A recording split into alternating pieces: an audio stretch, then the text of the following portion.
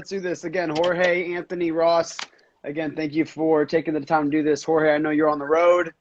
Anthony, you're training like crazy. Get ready for the Olympics. So it's we got some incredible people on tonight. And so a couple quick announcements before we get going. SpeakTruthWithoutFear.com. Make sure you guys put in your email. We'll send you the 3-page document to teach you how to practically pressure your local politicians. If you put in your email in the last week, we probably didn't get it because we had someone get into our website and change all the filters, and we were not receiving any of the emails. We missed out around 200 emails. So if you put that in, make sure that you guys do that.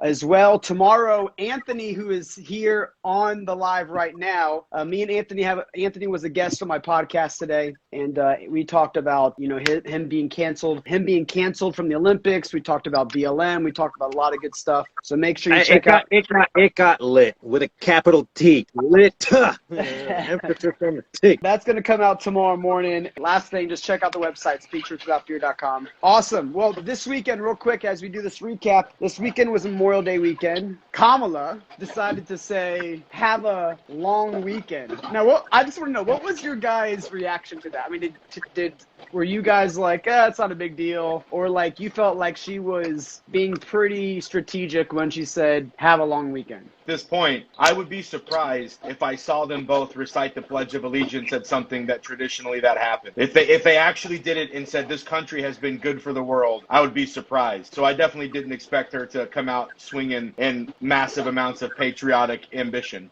so I kind of thought it was normal for somebody who doesn't like America. It's just crazy to think that we're literally there. We're going to get completely gaslit, and I mean, every day for the next month, we're just going to hear LGBTQ, rainbow.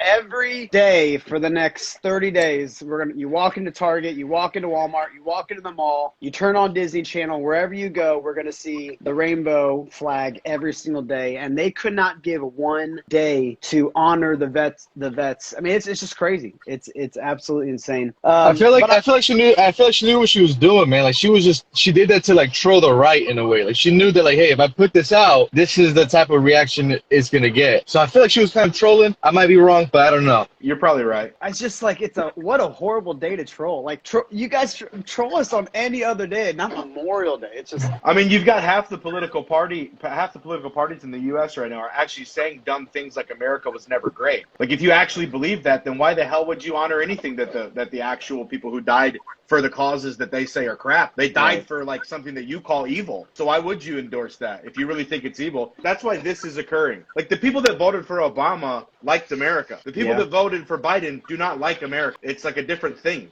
I had a slight conversation with someone on the other side today, and I'm just like, dude, I've said this a couple times over the last week. I'm just like, I'm just letting you know from now on, when you want to debate me or whatever, like you're not gonna get a response anymore. I'm done having these conversations because it's one thing when people are like Democrats but they still love America. It's another thing when you're like the progressive left, you're a Marxist, you don't believe in God, you think that God is not real and faith should not be in politics. You think that America has never been great. Like there's no point of debating with those type of people because they're just so far gone. We just waste energy and time, and we need to focus on people that actually do care about this country when I actually see it go somewhere. But I will say this, I was in South Florida this weekend, went to a rally. Craig Long invited me, and it was such an incredible event. So I don't know if you guys saw some of the videos from the boat rally that happened in South Florida yesterday. I mean, there was hundreds and hundreds of boats. I've never seen anything like it. There was people all the way down the coast, like on the shore, at the,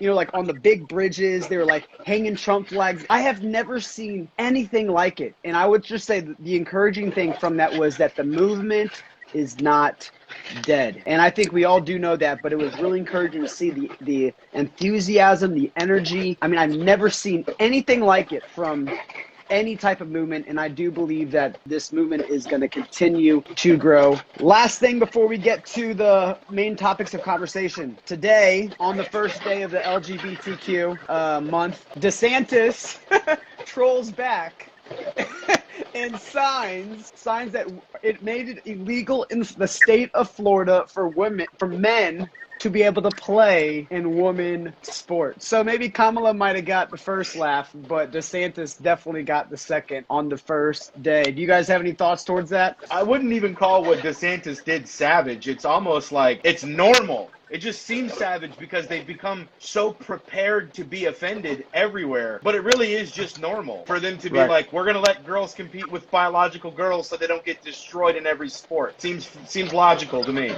Yeah, but the argument's going to become now every raging modern-day feminist is going to say that they don't care about women when he's actually doing it to protect women, speaking from an athletic standpoint. Because, I mean, like, it's already hard enough in the realm of, like, female sports that they don't get enough coverage. There's barely any, like, attendance for a lot of these venues and games and stuff. And then you have people like Megan Rapinoe making it about, like, oh, it's because I'm a woman. I'm just like, there's more to, like, being a female athlete than just, like, being a woman. I was like, you know, a lot of these people forget that it's just like a part of your contract, and a lot of the money you make comes from ticket sales, jersey sales, you know, like revenue, like attendance, you know, like promotions and all that stuff. And if the numbers are low, you ain't really going to get that much. And so I feel like DeSantis, especially in Florida, since that's where Megan Rapinoe plays, he kind of leveled the playing field again. I agree. No, but I wanted to talk about the bill. I actually thought DeSantis signing the bill actually kind of highlights Kristi Noem's failure in South Dakota, how she's letting the NCAA and basically the Business Chamber of Commerce dictate whether she signs that bill or not. So I think DeSantis signing that bill really showed he didn't really care about what big business had to say, Amazon or NCAA. And Kristi Noem still is using excuses, man. She's not signing the bill. She's still being around the bush. It's just, I don't know. It just kind of highlights too the big difference between the GOP of who's willing to side with NCAA and big business and who's willing to just doing it on their own. That's such a good point, Jorge. It really is. It really shows who really who are willing to actually take the action. It's so easy to talk about it, and that's what we're sick of. It's so easy to have the speech but not follow through. So that is a great point. So, well, let's get into what's going on, man. Because I wanted you to come on here today, because I mean, over the last 4 or 5 days, I mean, you have been. I mean, I was just looking at your Instagram. I mean, you've been interviewed by BBC, Telemundo, Univision, Venezuelan and Persian press. I mean, Peruvian press.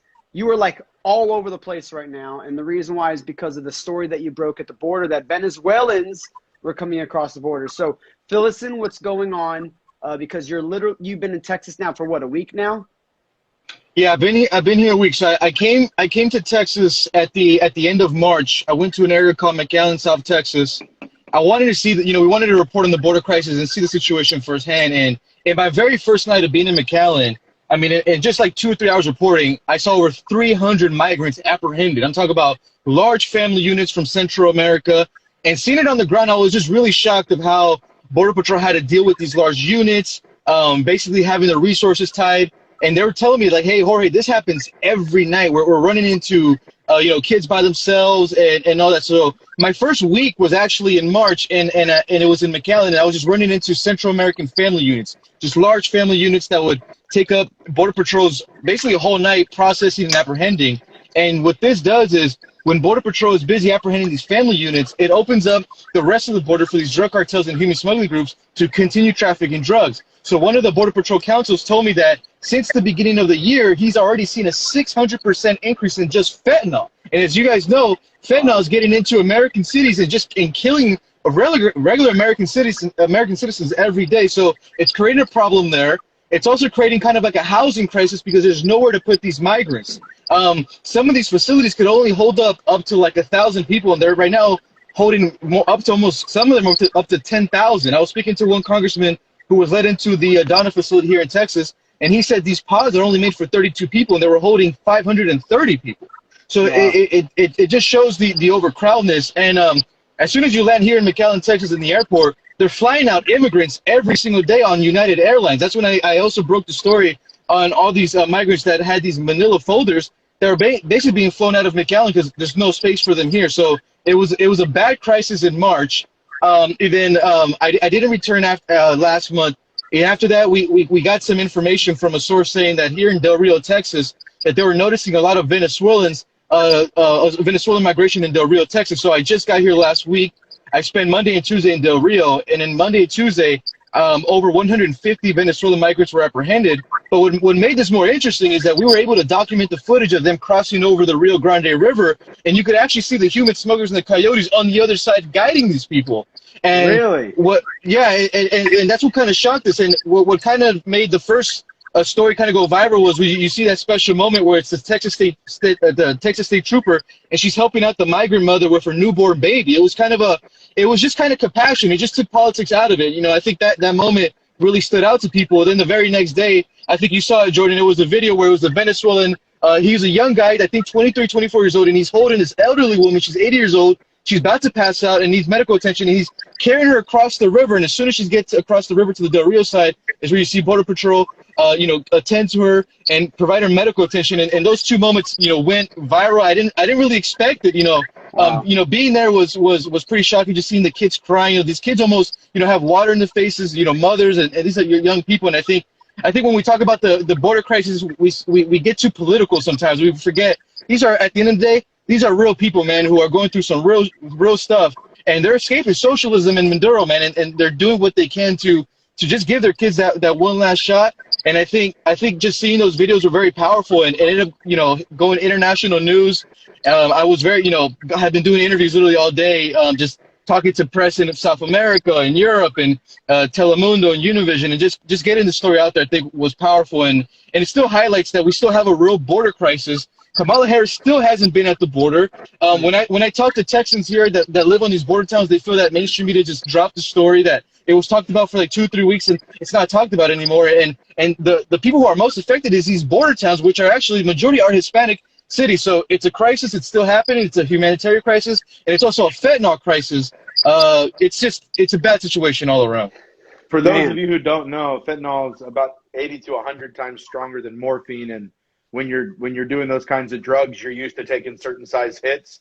And so when these drugs come on the streets and they have something that's 50 to 100 times more potent than what they're used to, that's why so many people die from it, and that's why it's so dangerous.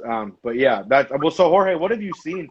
What have you seen that is hopeful down at the border as far as the agents themselves or anything like that? Is there people that are like starting to like try to curb this? I know they talked about starting to rebuild the wall some now. Or what are you hearing about down there that's got anybody hopeful at all? What's the word of hope about any of this besides Trump potentially exposing all the fraud and everything like that?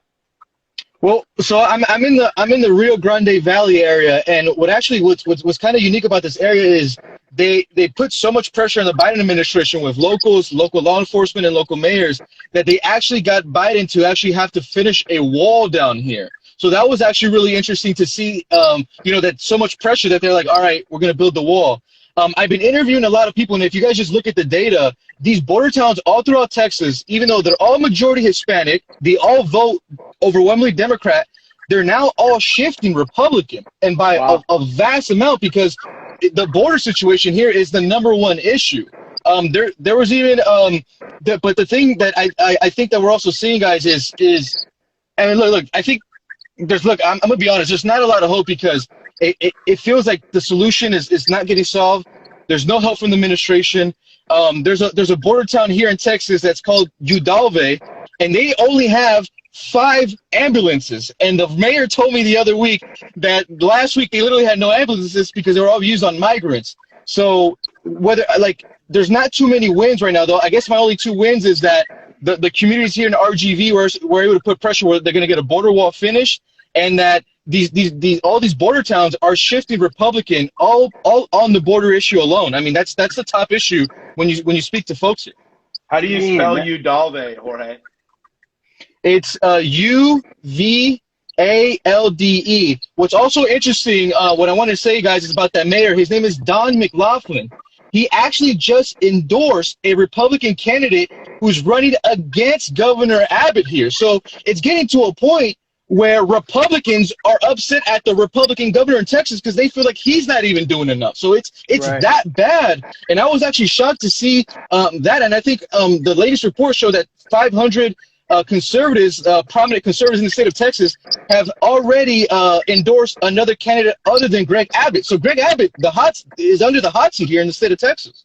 You know what? Good, though, because if he's not going to, again, he is not out in the press making it look like there is a crisis at the border. He's just, you know, unless I'm missing these interviews, but I mean, there is an actual crisis, and if you don't have the right, and you don't really hear the actual politicians, you know, really consistently pressing about it. That they came out a couple months ago, they made like a statement. You know, we saw what Ted Cruz did, which was great. But like, we need to continue to see our politicians, especially those that represent us, to continue to pressure the Biden admin, because that should be in the news cycle. The fact that Kamala Harris has not showed up to the border once is absolutely insane, especially after they hit on Trump so much throughout the entire 4 years. The cages and AOC's, you know, photo op, and what everyone said, how, you know, we can't believe what is going on, the crisis at the border, and blah, blah, blah. They were literally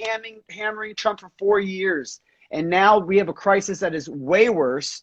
And Republicans and Democrats are really, they're not talking about this much, and it is very concerning. And look, if you're like let's say you're just an operative for the Republican Party. This is how I would think if I was an operative. I would say, hey guys, this is almost a repeat of 2016. Not the exact repeat, but saying that, hey, if we tell the voters and communicate it well, make immigration the top issue and start beating the drum, and you could literally cross over voters, even voters who vote Democrat. You could get them to vote on this issue, because the border issue is not only like a safety issue, and it's a drug issue, but it's also an issue in terms of wages. You know, black men voted. The reason why they voted for Trump is because he was tough on immigration. Yeah, they might not come out and say it, but it's a thing that they care about. It is protecting those wages. So if I'm the Republican Party, I say, hey, there's an opening here. Let's hit this issue and communicate it to our voters. This is the top issue heading into 2022 and 2024, without a doubt. Make immigration the #1 issue, and then start working from the top bottom. I completely agree. I completely agree. I mean, you got the border crisis.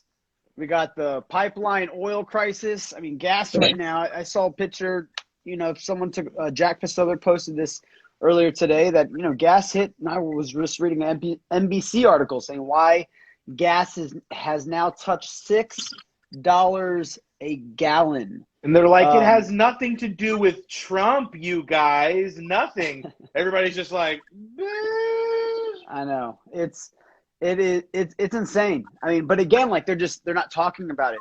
They're just kind of like going as usual. And the reason why is because the media is just giving them passes on absolutely everything. Well, Jorge, dude, that is great reporting, man. Seriously, if you guys don't follow Jorge, you guys need to. This is why we do these lives. I mean, the reason why we do these lives is because it allows us to bypass the filter of the mainstream media, and we get to go straight to the source themselves. And so Jorge is a guy, he's on the ground. I mean, when crap was going down in Minneapolis or Antifa's breaking out, Jorge's there. When there's a crisis at the border, Jorge is there. And so for real, support Jorge. Definitely give him a follow. You can hit the arrow at the exact top, and you can literally follow all three of us if you guys wanted to. But yeah, Jorge, great work, man. Seriously, it's incredible. Thank you, brother. Speaking of, you know, you were just talking about, you know, the black vote, and Biden gave a speech today on, did you guys see the speech? Did you guys see any of the speech that Did Biden anybody gave? see the speech? I try to watch it just to like hear, so that I have like a good way to like understand and make a good argument, but it's just like, good golly, it's just like I'd rather paint dry. I mean, I'll just say one of the quotes of what he said. You know, young black entrepreneurs are just as capable of succeeding given the chance as white entrepreneurs. But the issue is they don't have lawyers and they don't have accountants. So basically, I could literally list, like, I have a whole phone of contacts of black lawyers, accountants, and other. Anthony, do you not have a lawyer, and do you not have an accountant, and that's why you can't be successful in life? I don't need one. I feel like I only need that if I'm trying to hide something or if I'm in trouble. Do you now if you want to vote, do you know how to vote? Do you know how do you have enough money to get an ID? Don't get me started, brother. I mean, these are literally, this is the narrative that they are pitching. And what's crazy is their own dang voters don't call them out on it. Like, I mean, we're talking, I mean, of course not. They're not going to. Look, I grew up in the democratic system, okay? And how it worked when I was younger, not that long ago because I'm not that old, but how it worked is that the government gives you a certain amount of limited resources, but they give you enough to get by, but they don't give you enough to sustain you. So you have to do everything within a certain amount of limits. I grew up in what's called 10K housing, meaning that the entire income of my family for an entire year was $10,000 or less. And so the minute you made $10,001, you literally lost all your government housing because you didn't qualify. And then getting back in was almost impossible. And so you almost have to, they keep you poor, but they feed you breadcrumbs and they leave you a trail, that kind of thing. And then it's always, they incentivize and they give you a lot of stuff when it comes time for voting. You know, when it came time for voting, it's just like, hey, we're giving you an extra $1,200 in food stamps. You know, like we're giving you like a government issued cell phone, that kind of thing. You can have it, do whatever you want with it. You can fill it up this and that. Here's a gas card, that kind of thing. And it's just like, oh, be sure to fill this out and go to your polls and vote if you want to keep these benefits and keep them raising. The minute they get in power, it's just like everything would slump. And I was never raised Democrat. I was raised Christian conservative in a place that would give a lot of people nightmares when they'd have to see where I grew up. But it's like, that was my reality then. And what got me out of there was the discipline I had from two hardworking parents that are legal immigrants. I have a dad who immigrated from Jamaica, and I have a mom who immigrated from Puerto Rico before it became an American territory. So everyone can miss me with that immigration nonsense. But, you know, a lot of people nowadays, especially in the Black community, are so used to getting things for free that they forgot the incentive of what hard work actually gets you. So when they see people like myself that wanted better for myself, instead of me being celebrated by people because I'm doing good, it was, you're just doing this for the white man. And it's just like, it makes me so sick to my stomach now that now the race card has flipped, because God forbid some of the things, you guys are Jordan, Ross, you know, Jorge is like, you're like me, you're like a nice butternut toffee tan. You two guys are nice. You two guys are nice French vanilla ivory brothers. You know what I'm saying? But it's just like, it makes me sick to my stomach, the kind of harassment, the kind of things that you can see Black people doing to white people. Because God forbid, and like literally, if you were to literally flip-flop that, it would be 1960 all over again. Yep. You know, we worked so hard to get here. You know, and things aren't perfect, and things are never going to be perfect. We're never going to live in a perfect system as long as we're here, because God gave the best gift to everybody, and that's free will. And some people are just abusing the heck out of it for their own satisfaction. And right now, everyone is seeing a flux and an increase of like a huge spirit of greed. And but greed at all costs, to where people are literally lying. You've gotten so used to like lies right now. It's just like people don't even like, you know how to decipher the two. Yep. And it's just like, they don't even know what makes a real lie. I'm just like, look, you can mix truth with a little bit, but the minute it becomes slightly out of whack, I said, it's no longer the truth anymore. You know, and now nobody even is held to that standard of telling the truth. It's just like, oh, whatever your version of the truth is. And it's just like, no, like truth stands straight. It stands upright and it's always planted. And it's just like, now it's whoever falls close enough to it. But and I don't want to be it's an equal opportunity offender. If you didn't work hard, and you didn't try to do something good and try to approach business with a smart mind, then you probably won't succeed that much. Whether you're black, white, orange, or green, you're going to suck. And that's the, you know, truth is an equal opportunity offender. And if you blow past it, your friends don't like you if you don't abide by the truth. You don't have loyal, good, deep friendships. You have topical friendships. If you're not honest and truthful, then you have bad kids because they don't trust you and don't have loyalty to you because you were never honest, you're flaky, you know? So it's like all of it is built around this idea of emotional, like fixing the oppressor versus the oppressed relationship, but they never go 2 layers deep. It's just topical. This seems like this, and we're going to fight it, but they never go 2 layers deeper that would reveal why those things are that way. This is why I dislike everything that's associated with the word liberal, because liberals don't even know what they stand for. Liberals, like the ideology, the images, and like the theories of liberalism, it's like it changes with the wind. you can't keep up with it. The whole liberal mindset is the whole live and let live.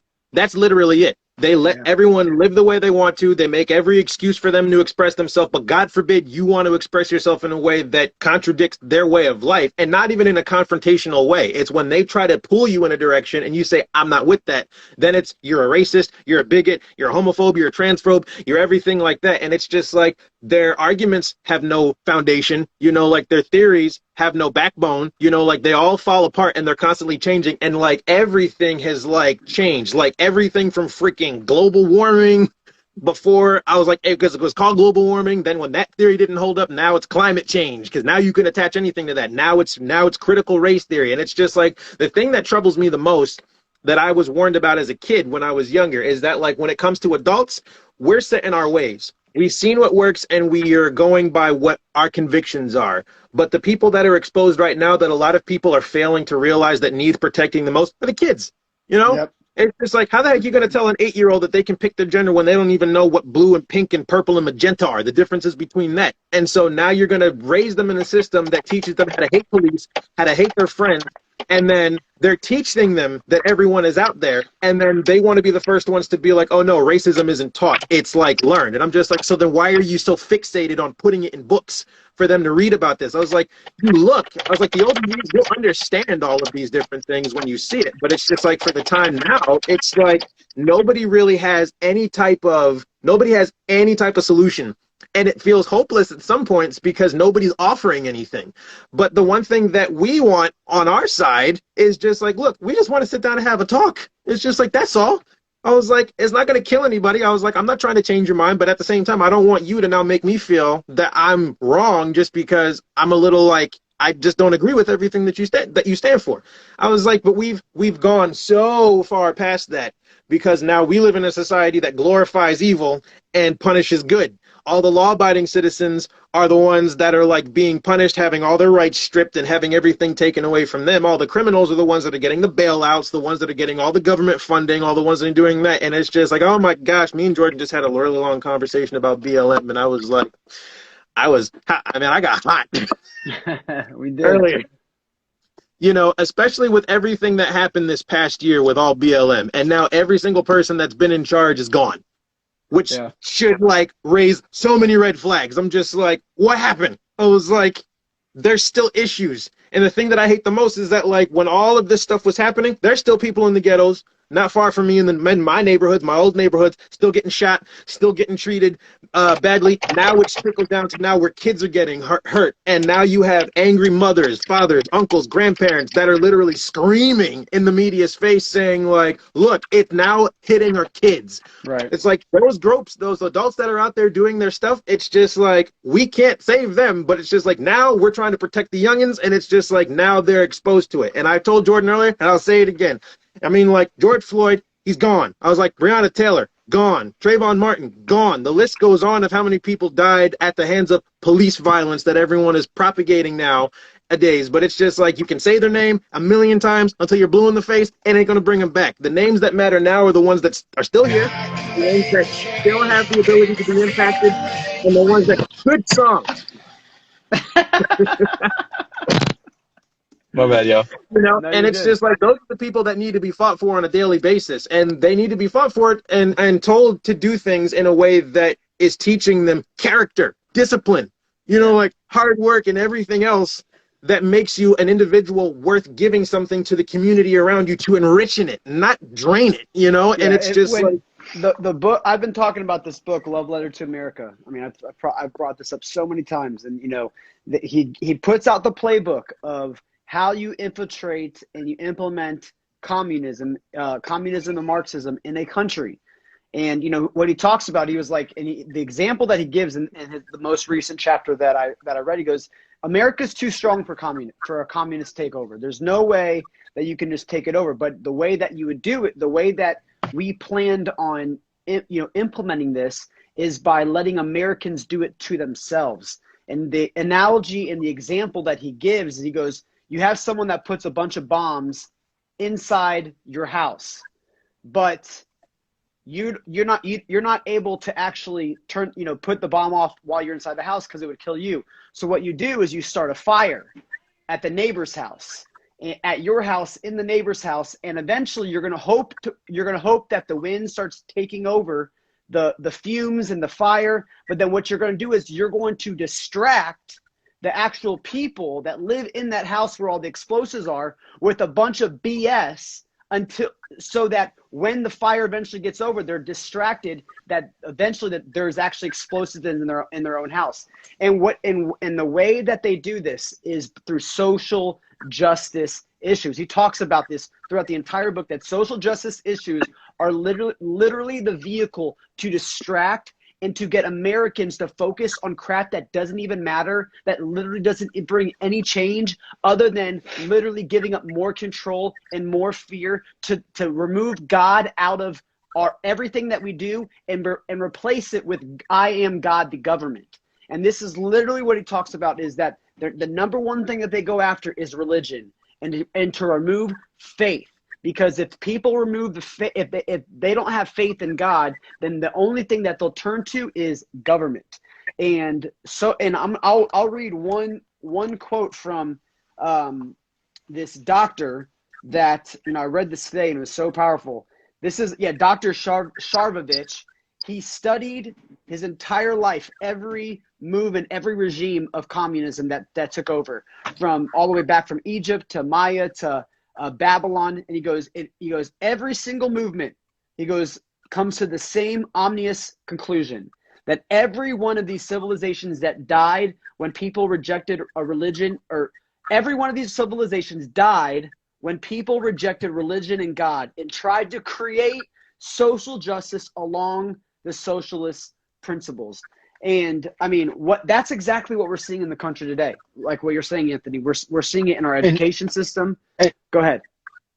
Oh yeah, sorry, Joe. I just wanted to kind of add, because what you were talking about, and I think another thing too that kind of has been playing in this kind of over the years, and maybe where we're at today is how you said you remove God, but you also have to break up the family. And so how do you do that? So in the 50s and 60s, what you do is you tell all those happy family homes, you say, hey to that stay-at-home mom, you're actually not happy. You need to get into the workforce. And then what we started seeing women get forced into the workforce. We started kind of seeing the beginning of the destruction of the family. Then we saw sexual liberation. And then came the crime bill in the 90s. And then so the crime bill in the 90s did the destruction of the black father and the black families. And then in the 2000s, and then basically where we are now, is the destruction of the white family. So in the early 2000s, you had Bill Clinton and Joe Biden, and basically the establishment Democrats and the establishment Republicans as well, basically ship out all the middle class jobs of middle America. So now you have all these fathers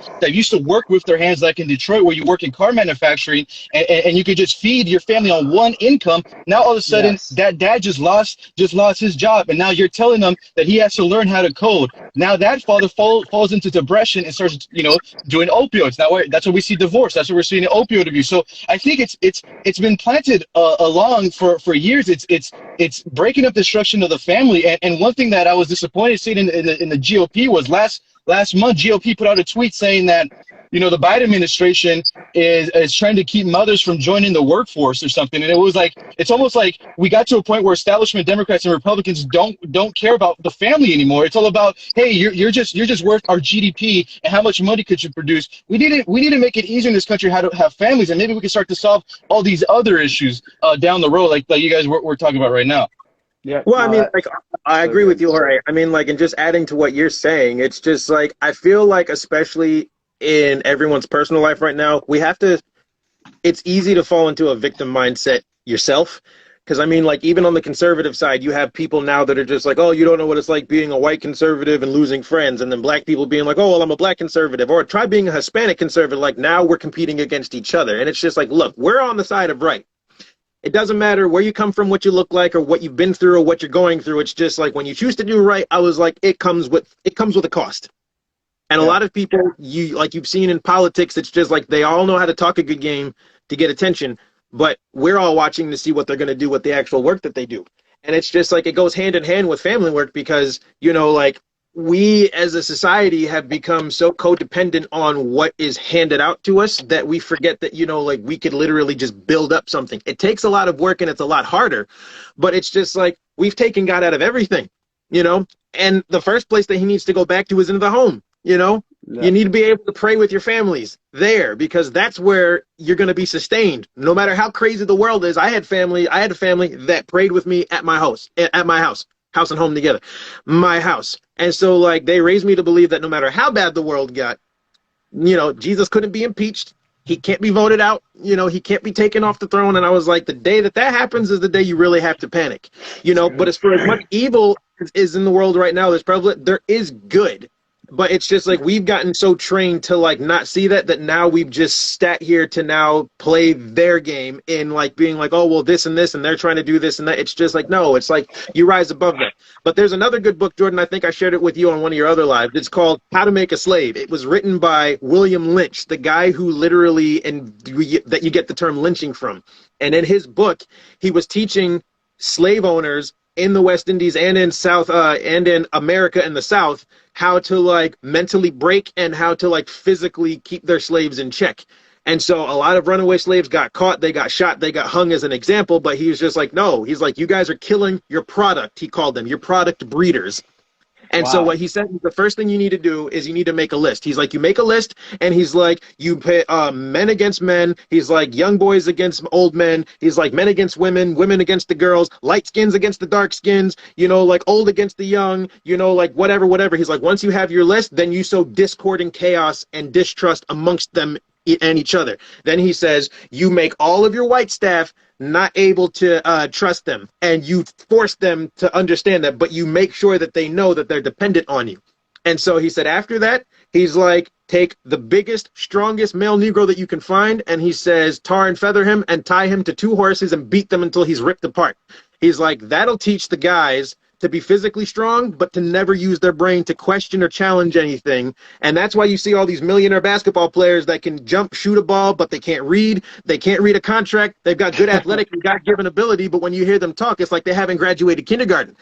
And then he said by doing that, it'll intimidate the women. And he's like, they'll know that they can't rely on a man to defend them, and so they'll be reliant on the slave master. And that's why you see in the ghetto all these girls that are just like, I don't need no F-boy, you know, like I'm on my bad bish, whatever, that kind of thing. And so he said, and this is very important, he said, if indoctrinated properly for an entire year, it will last hundreds, if not thousands of years. And that's why even to this day, you see people that don't trust the white man, and that white crack is going to get you, all this other stuff. And it's just like all of this stuff is paralyzing because they wanted to control your mind. Yep. And it's like you see that happening here. It's like take the mind, everything else follows. Ambition goes, desire goes, drive goes, work goes. I was like, when you train people to feel and think that because of who they are, what they look like, out of circumstances that they have no control over, that now the world is going to hate them and make it harder, that now you've trained them to literally just be quitters. Well, this is what COVID did. I mean, COVID trained people, and that's where the government, and the government, I mean, we are here to help. We are yours. And now you see hiring signs all over the country because nobody's working because they're so dependent on getting their government checks. And so I'm just like, it's mind-boggling. It's like when Trump was in office, it's just like everyone was working. You couldn't find a job. Now everyone is so used to just like sitting home and not doing anything in depression because, you know, all this other stuff has been happening and everyone's been stuck inside for so long that now they're just like, I mean, like I'm getting paid. I mean, like when it runs out, I'll figure it out. But I mean, like when that normally happens, they just go to the easiest thing or they just like, you know, try to find another way to make it work. And it's sad, you know, because the beautiful thing that all of these people who were in captivity wanted was the freedom to do with their life whatever they wanted to. And it's like you have so many people that have that ability right now that it's sad to see them throw it away. And the only time they're ever going to appreciate it again is when it's completely taken away. And we're not far from that right now. I completely agree. Today, this is what Biden said at his speech regarding race. Terrorism from white... said white supremacy is the real terrorism in America. No, not just the real terrorism. He said, terrorism from white supremacy is the most lethal threat to the homeland today. Ross, where are you at? I was gonna bring you in on this. Ross disappeared. Jordan, can I say something? Please. Look, this is the thing with politicians and the mainstream media is they've done such a good job with their messaging to be able to divide everyone. You see what he says there? He says, like, what do you say? White supremacy is the biggest, like, what's like the greatest threat or threat? It is the greatest threat, most lethal threat, lethal threat to the homeland today. Look, can you imagine hearing that if you live in a rust belt state like Ohio and Detroit, where these establishment politicians hollowed out your job, and these guys are talking about that. The biggest threat is these DC politicians to us. They've destroyed everyone's life. They've shut here where I'm from, not here where I'm at now, but in my home state of California. Gavin Newsom shut down some small businesses while he got to enjoy his nice expensive wine at the French Laundry. So it's the elites against us, and that's what hopefully maybe people could start to wake up. But it's just like the mainstream media has done such a good job of convincing that everyone is on team left and team right, and we can't agree on anything. At the end of the day, whether you're Republican or Democrat, the same issues all impact us. Big Pharma is screwing us over. One of the big things that I've been really critical of the Republican Party, and I don't see why there's no solution, is, when Bernie Sanders came out and said, free college, people just called him a socialist and stuff. And, for me, it was like, okay, maybe let's not do it free, but when are we going to bust big education? Big education is putting all these American kids into debt. So now we have 22, 23-year-olds graduating with all this debt, and they don't get married. That's why we're also seeing a birth decline. We have a birth rate decline here in America. I don't think that's divisive enough. To answer your question, Jordan, I heard you earlier. I think the reason that they so they focus on things that are real. There is some racist cops out there. There is some actual bad cops. There is some some dumb white supremacists out there that do some dumb shit. That exists. But it's like if you were running a marathon and a little bit of mud got on your shoe, that's how relevant it is to the actual runner competing in the run.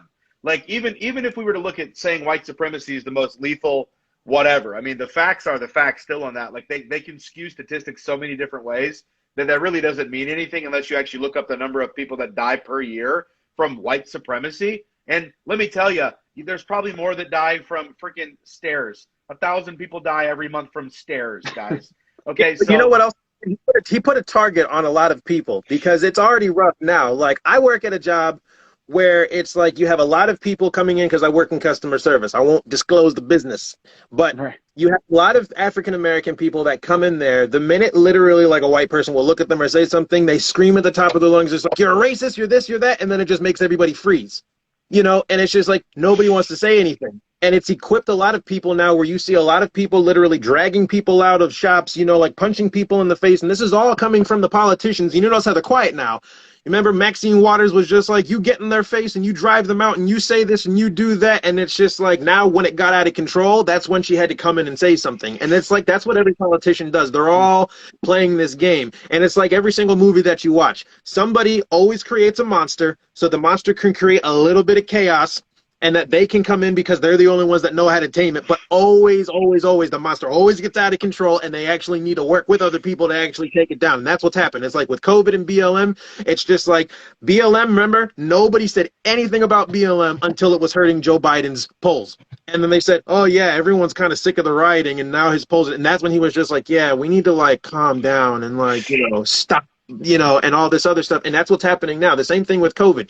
You push something, you create a narrative, you cause fear because there's panic and there's profit in fear. You make a lot of money when people are afraid, because when you convince them that everything is hopeless, but only a few people have the answers, people will spend them their life savings just for a piece of it for some sort of self-comfort at the end of the day. And it's just like, that's what we're seeing right now is literally the aftermath of what's left. And it's just like, it's time for people to start, waking up. And we're starting to do that because now everyone is just like, masks, they don't do anything. It's just like, yeah, politicians, they're not wearing any. So it's just like, I'd follow it if they were leading by example, but I was like, they're not. So I was just like, so what really is going on here? And the minute you post anything with scrutiny, like Instagram, shadow ban, I was like, your post has been taken down. You're blocked. Twitter, I was like, your account has been suspended. It's like YouTube, your channel's been taken down. Google, it's just like, they track you and they silence you everywhere, but it's just like, we won't do it no more, man. It's not happening. Yeah, it's almost in the phase where we're going to get the freaking poster boards and go stand along the road and be like, they're lying about everything. You know, it's like the older that I get, the more sense that Alex Jones makes. You ever catch him in a rant when he's just going for it? You know, you're going to take us alive. We're going to come back from the dead. And you're going to watch us go to the top of the mountain and slit your throat there and drink the blood. You know, but like the longer we do this, the more that guy makes sense. It's just like, true. Actually, yeah, they are trying to slowly kill people and take your stuff and tax the heck out of you and steal your livelihood and make sure you're controllable. So they take your alpha male spirit and your strong woman mindset of wanting to change the world, and they docile you down by telling you you can't do it, and that you need these 58 forms to do every damn thing that's supposed to be completely free to United States citizens. And yeah, like you guys have said, like you were saying a second ago, Jorge, you talk about college, man. Like you said, people are getting so ripped off, dude, by big groups. Like even the loans today for houses and stuff like that are pretty outlandish compared to the other ways before 1913 that you could purchase a home and finance it and stuff. There's so many weird things that they've done to create a better relationship for the top and the bottom, meaning the consumer and the company, It's good. than ever before. And we just don't realize it. But like, check your subscriptions, people. Just go check them. Go see if they were what you got 7 years ago, or did it go up on you? And how does that work? And do you have more authority now or less authority than you did? It's slowly encroaching from everywhere because a controlled customer is a repeat customer. And there's less prediction of choice as a company that you have to pay for. And you can mandate it by causing addiction and repetitious behavior. You know, and so not just all of those tactics are forcing people today to give up way more information than we ever have in years past. Literally, it's just like now, like with all these vaccines, like the vaccine at like mask mandates in New Jersey finally just got lifted. And so now the rule is if you work at an establishment, you have to like show proof of your like COVID vaccinations and stuff. All employees. And I'm just like, you're not allowed to know. And if you ask me, I can say no, you know, and whatnot. And it's just like everyone, because they're desperate for like some sort of normalcy. It's just like, they're like, oh yeah, give us your social security, give us your ID, your address, all this other stuff. And then like they give them an inch and it's like, oh, sorry, but you didn't give us this. We need this. And that's when they get you. And now it's not only that, now we have the COVID passports. I mean, with the moment that the states passed through the COVID passports, now like, I mean, forget the subscriptions. I mean, they got everything that they need. I mean, they literally have everything that they need where they can literally, I mean, HIPPAA or HIPAA. There you go. HIPAA, yeah. Jorge, what were you going to say? Oh no, just because you know, we started this segment off of, you know, Joe Biden saying, you know, like basically white supremacy is the biggest threat, and it sounds kind of crazy, but I just wanted to, I guess because we're just talking about subscriptions and data and customers. If you live in rural America, the biggest threat to you right now actually might be Amazon. They're already taking all the businesses out and basically being a one-way shop there. So this is what I try to mean is these politicians in the media say these BS things that are not really the issues. And like I said, depending where you live, you're facing real economic struggles. You know, there's people that their parents are addicted to fentanyl. They don't care about these little culture wars and stuff like that. There's real stuff. So like I said, it sounds crazy, but depending where you live, I mean, Amazon's a bigger threat than white supremacy, to be honest. I actually completely Bill Gates agree buying 800 million acres of freaking farmland, dude. Like, I don't know what you're doing, but like I said this before, it's one thing if you're walking out of like a gas station and a hobo goes, man, the Earth's got too many people. But if you're the dude controlling everybody's food and you've said the sentence, man, the Earth has too many people. Bro, I'm not allowing you to pull those handles in front of you if I can help it. You're not the guy to pull the switch. Sorry, buddy. It's completely true. And Craig Long's in here right now. He just posted, California just passed for state to teach critical race theory in all schools. I mean, guys, this is where we're losing. Like, and this is why we have. But Jordan, this is what I mean is the Republican Party doesn't want to take on big cause and big education. Why do you think critical race theory is here? Where do all those teachers come from? Those big education institutions that are putting all Americans in debt. So I'm waiting for the Republican to come in and say, let's go break up big college. Like, let's do this. You know, he just mentioned Bill Gates. I think another issue here too is we're letting the oligarchy buy up everything and have way too much power. So it's like we need to take a hammer and break up Facebook, break up Amazon, and break up Google. These guys are not good for us right now. Facebook and Amazon and Google funnel so much money through DC to bring in so much legal immigration. So when our college graduates in tech graduate with these tech degrees, they can't get a job because Facebook has already hired some kid from India who would work for less the money. And this is where we need to start concentrating, is these sources that have too much power. Look, I know the Republican Party is all about the free market and just let it run, but we got to a point, guys, where the free market and Mark Zuckerberg and Jeff Bezos have too much power, and it's time to bring the hammer. Yeah, well, this says primary rhinos. We got a primary rhinos. So I'm reading it as Yanarip. I was like, oh, this is backwards. Sonar. Yeah, well, so what that means is vote out the Republicans in name only, everybody, in case you're wondering. Yeah. But you know, they have rules and they have laws against other monopolies, which I appreciate that they have other rules against other monopolies. But the Section 230 really gave them clearance to do so much of this damage. And if we don't get Section 230 changed to let them stop having the lack of liability when they publish something, for everybody who's wondering, it basically made it so that, look, if you say the word BOMB on your cell phone, the FBI cannot charge Verizon because of something you said, right? So you're not responsible. But Verizon's also not allowed to not let you send a text message because it's offensive, because they don't. That's why Verizon's not liable, because they don't publish anything. So if what happens is when Facebook and Twitter and all of them are actually changing the stuff that's going back and forth, and they become a publisher and they become somebody who's supposed to be in trouble if they say lies. Right now, they get in no trouble from anything that's said on their platform, and they act as a publisher where you're only supposed to be able to do one or the other. No, and really quick, guys, before we even move on, I mean, guys, today is June 1st, and Donald Trump is still not on Twitter. I mean, if that doesn't alarm anyone, I mean, I don't know what else to say.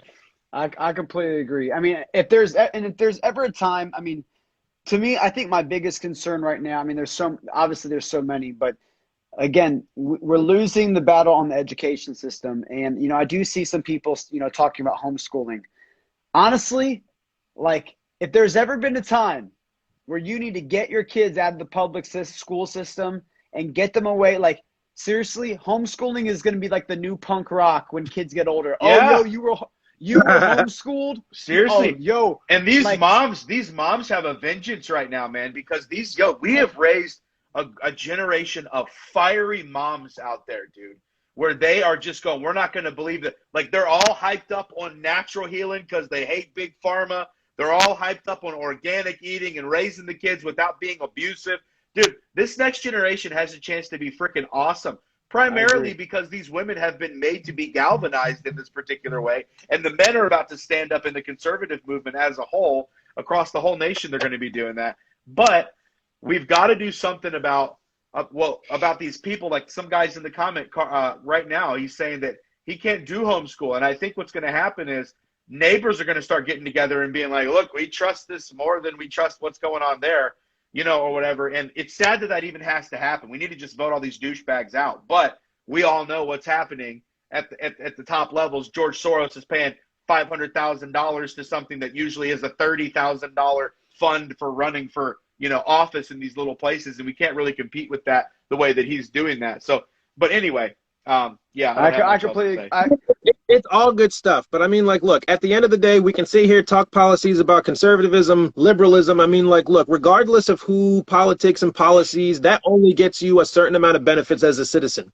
You know, the only freedom that you're ever going to find is freedom in Christ, you know, and it's just like, I don't say that, you know, like as just like a typical like answer. It's just like, you look at all the places that we've taken God out of, and they're the most corrupt. We've taken God out of government, and now government is for sale. Every politician that goes to Washington literally is there until somebody writes enough zeros on a check before they start changing their story. You know, we've taken God out of schools, and now they've become a hotspot for gun violence, you know, like mass shootings, and now critical race theory. You know, we've taken them out of our communities, and they're going up in flames. You know, and it's just like, we don't need more government, we need more God. It's a very simple thing to do, and it's something that we've neglected to do because we keep looking at all these people that are strong for now, but even they have weak spots, I you know. completely And agree. it comes down to the point of knowing that no matter who's in charge, no matter what is going on, you have to be at peace with yourself. That's going to give you joy and give you a reason to still want to get up every day, to want to make the world a better place regardless of who's in charge. Yep. And that's what we need to be encouraging more people to do, because everyone's looking for the next person. It's just like, look, if that next person may not come, what are you going to do? And how are you going to prepare yourself for what's coming next? Because you can't stop it. You prepare for it. And then when you're there, it's just like God is the one that's going to hold you, make you grounded, and cause you to be steadfast and sturdy, not to be wavered, not to be knocked down. And if you are knocked down, you rise up with him helping you. We do too much without him. And it's just like, this world is already scary enough with him. I can't imagine doing it without him. For sure. No, I completely agree. We got about 5 minutes left. We're gonna wrap this thing up. But before we wrap it up, I just want to give a couple shout outs, because you got A Hunt 1221 homeschooling. We got Sweeney Farm Living. She's homeschooling. I also saw Carrie Eckert. I have her pinned comment now. Homeschool mom of 7. Like, you guys are the real heroes. Like, for real. Like, what you guys are doing, the sacrifice that you're making for your kids and your children. You are literally protecting. I mean, I was homeschooled through middle school. And I mean, honestly, I kind of wish I was homeschooled throughout all of it. So again, it's like, I do believe that homeschooling is one of the ways that you literally can protect your children from this critical race theory. Not just that, these homeschool moms have been the ones who have blown the whistle nonstop on the vaccine safety stuff, because they've been looking at it for the past 3 years. They didn't just wake up to COVID. They've been like, nah, I know how much money Merck makes on this. My wife's been chirping in my ear for 3 damn years. 4 years. Well, I salute every mother, every father that's invested in your kids for homeschooling, because, you know, like, you have way too many kids out here today that are growing up and not enough kids are being raised. There's a difference between growing up and being raised, and I talked to you about that earlier, Jordan. Growing up is when you literally have nobody to help you along, and you just grab influence from wherever you can, and then that's what you just gravitate to. But when you're raised, that's when your parents have a plan, and they intentionally instill things in you that they want to see you practice and live out throughout your lifetime. And so it's just like, I feel like that's what's going to start changing these kids, because they're only going to be in homeschool for a certain amount of time. They still have to go out and face the real world, but it's just like, what kind of person and what kind of individual are they going to be when they step out there to impact the change that we really need in these moments that we have? I completely agree. All right, we got to wrap this thing up. Jorge, I want to give you a chance to say something. Final thoughts. Ross as well, and then Anthony. If you guys can keep it 30 seconds, final thoughts, then we're gonna wrap this thing up. But real quick before we do, if you guys hit the arrow at the top, there's a little arrow and it'll drop down. You can literally follow Jorge, Ross, and Anthony right now. You can stay connected with them as well. My Instagram is Jordan Sarmo. Which, if you guys want to, I'm right now on the Speak Truth Without Fear one. If you want to go to my personal one, it's in the Speak Truth Without Fear bio. Let's give final thoughts. Jorge, Ross, and then Anthony, and then we will call this thing. No, man. Thanks again, Jordan, for having me on and giving me a chance to talk about some of the reporting we did last week. This was my first time meeting Anthony and Ross, so really cool guys. It seems I'll follow you guys after this, and then we'll see how things are down the road. But no, appreciate you having me on, having these type of discussions. Shout out to everyone. And look, man, if you're looking for some journalists to follow on the ground, real news stories, I'm your guy, Jorge Ventura TV. Love it. I don't have anything to say, man. God bless. I'm glad to be on again.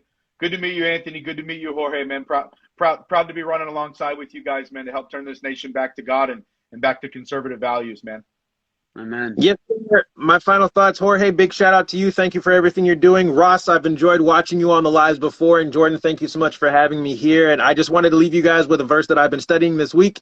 It's in Isaiah 35:4, where the writer says, "Say to those with fearful hearts, be strong and do not fear. Your God will come. He will come with vengeance and with divine retribution, and he will come to save you." That's our saving grace, and that's what's going to get us through all of these dark times. And he's never failed, and he's not going to start now.